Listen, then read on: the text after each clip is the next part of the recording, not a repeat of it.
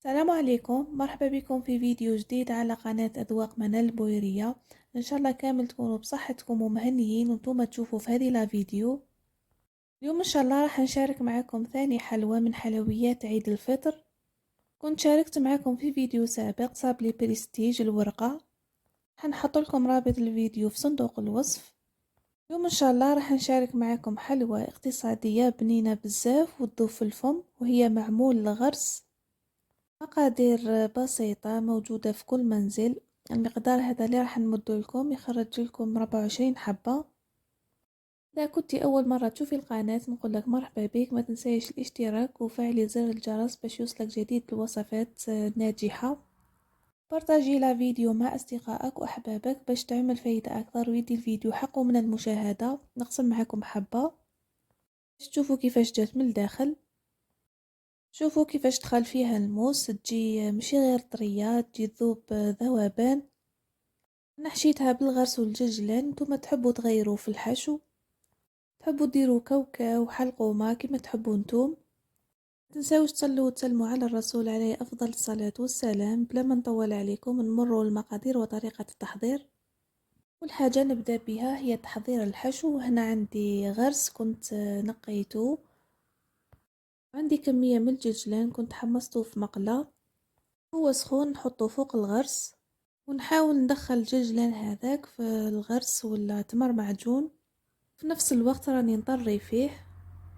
والكمية نتاع الججلان نتوما واش حبيتو.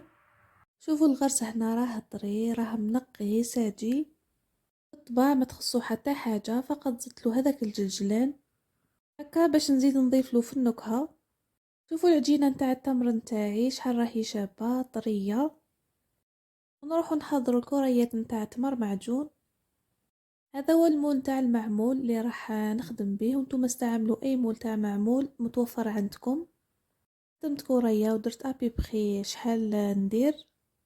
عندها الميزان توزن 12 غرام. المول هذاك شريته 20 ميل، راني حطيت لكم مشتريات لوازم الحلويات. نحط لكم رابط الفيديو في صندوق الوصف، ولا تخرج لكم بطاقة من الفوق وضغطوا عليها يخرج لكم رابط الفيديو. الشكل تاعو يجي بزاف شباب القلب، خير من المثلث، هما يبيعوا مثلث وقلب. هذا المول خرج جديد. بعد ما نكمل نشكلهم كامل كريات، نتوما ديروا 24 كرية فقط. نغطيهم بابي فيلم ونخليهم بجيه. نروح نحضر العجينة. بالنسبة للعجينة نحتاج 250 غرام مارغرين، 3 مغارف كبار سكر جلاس، 3 مغارف كبار مايزينا، مغرف صغيرة معمرة مليح لافاني، وزوز صفار بيض يكونوا متوسطين في الحجم. الفارينة باش نلم العجينة، وهنا ما راحش نستعمل الخميرة في هذه الوصفة. نروحوا لطريقة تحضير هذه العجينة. في غيسيبيون نحط 250 غرام مارغرين تكونوا خرجتوها مقبل من الفريجيدر، يعني هنا لازم تكون الزبدة ولا المارغرين تاعكم بدرجة حرارة المطبخ. نضيف معها سكر جلاس، ونزيد زوج صفار بيض يكونوا متوسطين وبدرجة حرارة المطبخ. نجيب فوي ونخلط كامل المكونات مع بعض حتى نتحصل على خليط كريمي واللون تاعو يرجع فاتح. نضيف مغرف صغيرة معمرة مليح لافاني بودغ، ونخلط بالفوي والمايزينا ديما نضيفوها في الاخر. هنا درت 3 مغارف كبار، ونخلطو واحد 25 ثانية ونحبسو باش نضيفو الفارينة.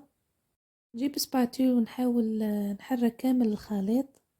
نبدأ نضيف الفارينة. هنا نجيب صفاية، لازم ما تصفوا الفارينة نتاعكم، ضيفوها بالتدريج، يعني ديروا كمية صغيرة، حركوا زيدوا ديروا كمية واحدة أخرى.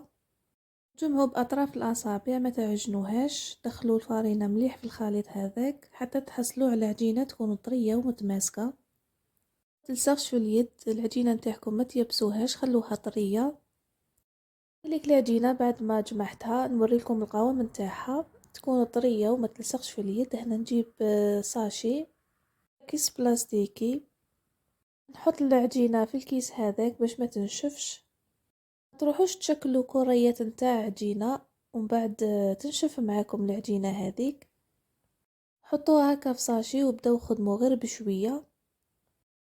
نجيب كيس واحد اخر باش نحط فوقه، ونجيب الكريات هذوك نتاع الغرز. نجيب المول نتاع المعمول على شكل قلب، وندير له شويه فرينه، ونفوت كامل الفرينه على المول، ونفرغ الفرينه هذيك ما نخليهاش داخل المول. نجيب العجينه نتاعي اللي يكون الوزن نتاعها 26 غرام.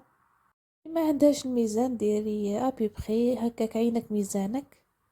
كيس بلاستيكي ديما غطوه مليح. نجيب هذيك الكريه نفتحها مليح على هذا الشكل باش ندير في الوسط هذيك الكريه نتاع التمر معجون ولا الغرس اللي الوزن نتاعها 12 غرام.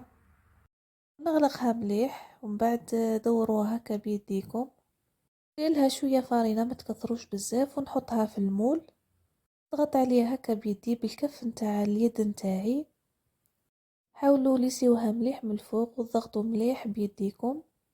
يبانوا الخطوط هذوك من التحت. كاين اللي يديروا ساشي، انا سيتها وما عجبتنيش، عجبتني هذه الطريقه.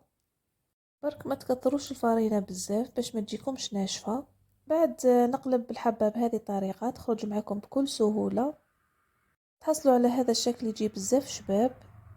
كاين قلب وكاينه مثلث، وانتم استعملوا اي مول نتاع معمول متوفر عندكم مقديم.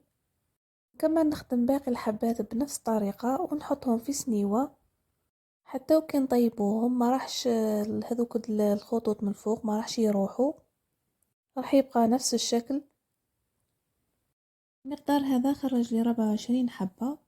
ندخلها في فرن نكون مشعلته مقبل على 200 درجة. نشوفها حمارت من التحت حمروها مليح من التحت، وبعد شعلوا عليها من الفوق ما تخلوهاش تحمر بزاف. خلوها بيضة شعلوا عليها غير شوية من الفوق ومن بعد خرجوها. هذيك الحلوى نتاعي بعد ما طابت نوريلكم حبة. هنايا خلوها تبرد مليح باش تمسوها، هي تجيك الغريبيات تفتت. تاعها تجي بزاف شباب وحمروها مليح من تحت. هي تحبوا تخلوها هكا تجي سامبل وشابة، ولا تحبوا ديروا لها سكر جلاس من الفوق. جيبي مغرف كبيرة سكر جلاس وصفاية وحطي هكا من الفوق، رشي من الفوق. سكر جلاس ديريه بعد ما تبرد حلوة المعمول نتاعكم. نروحوا نشوفوها في طبق التقديم.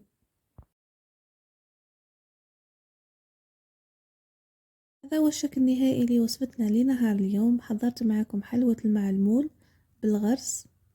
الحلوى هذه اقتصادية ذوب في الفم ومكوناتها موجودة في كل منزل. إن شاء الله تعجبكم الوصفة لنهار اليوم، جربوها وتنجح معاكم. إذا جربتوها ما تنساوش تبحثوا لتطبيقاتكم على مواقع التواصل الاجتماعي، وتبارطاجيوا لا فيديو مع أصدقائكم وأحبابكم باش تعمل فايدة أكثر ويدي الفيديو حقه من المشاهدة. متنساوش تشتركوا في القناة بالنسبة لي ماشي مشتركين، وديروا جيم للفيديو وتفعلوا زر التنبيهات باش يوصلكم جديد الوصفات، تشجيعا منكم فضلا منكم وليس أمرا. لكم الصحة كي كملتوا الفيديو معايا للآخر. ما لي غير نقولكم تهلاو في رواحكم في فيديو قادم إن شاء الله. بقاو على خير.